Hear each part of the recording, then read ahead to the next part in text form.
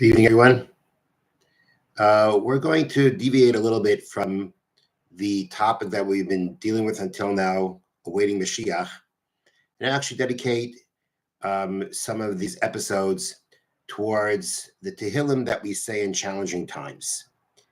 Due to the war that's going on between Israel and Hamas, the danger that Jews around the world are facing because of it, and of course the danger facing the soldiers, the Jews in Israel, the captives, the displaced, that has become a very common practice that after our daily services, after Shachris, Mincha, Ma'ariv, that people say Tehillim, they say Psalms, which is a tradition that goes back many, many years. And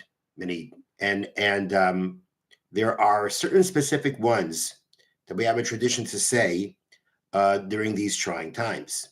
I like to go through them, and so that we could better appreciate what we're saying and to understand how these Psalms, these Tehillim, relate to the trying times that we find ourselves in.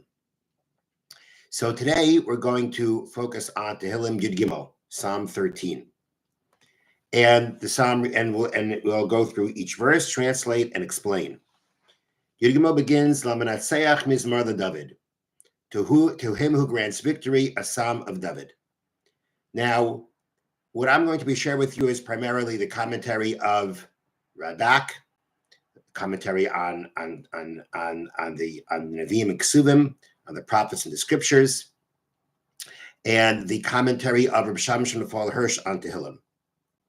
And the Radak says that this chapter was either recited by David HaMelech, by King David, when he had to deal with his enemies, or he says it's actually David HaMelech speaking on behalf of the Jewish people in Gullus, in exile. And he says that's the main way to interpret this chapter of Tehillim. It's David HaMelech speaking on behalf of the Jewish people suffering in exile. Ad Ana Hashem Tishkacheni Netzach. Ad Ana Hashem. The way to read this is Ad Ana Hashem. Until when, Hashem? For how long will we be in exile? For how long will we be tormented? Tishkacheni Netzach. Are you going to forget me forever? The Jewish people feel, because of their suffering in exile, they feel forgotten. They feel abandoned to fate. And therefore they say, Tishkacheni Netzach, are you going to forget me forever? Ad ana tastires panech bimeni. Until when shall you hide your face from me? This verse explains is an expression of utter despair, a despair in which the Jewish people feel that Hashem is hiding his face from us, that he's not paying any attention to us, he's abandoned us. And Rav Hirsch elaborates that when the Jewish people feel that Hashem is hiding his face from them, that he is hidden from them, then they are hidden from him. Every Jew yearns to be able to feel in his life and in his conscience that Hashem is paying attention to him, that Hashem cares about him, them. And that's what a Jew seeks. He seeks, no matter what the situation is, that he should be able to see Hashem in his life.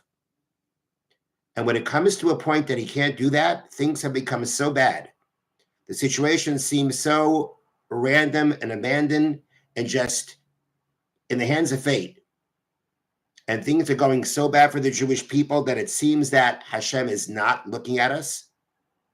Then we don't look at him, meaning we have nowhere to gain strength from. We have nowhere to be able to draw strength, to be able to get through what we need to get through. If we don't see him in our lives, then we have no way of being able to shelter ourselves under his protective wings. We have nowhere to draw strength from. Ad ana ashis etzais benafshi.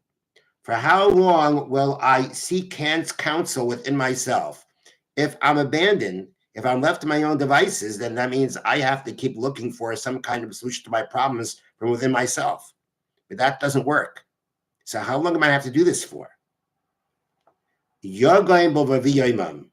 Sorrow is in my heart by day. Rav Hirsch explains that Yomam Day, and the Radak says this also. The Radak says Yomam Day is a time where you're busy. And when you're busy, you're preoccupied. You don't have all your suffering on your mind as much. You're preoccupied. Says David HaMelech, that's not happening here.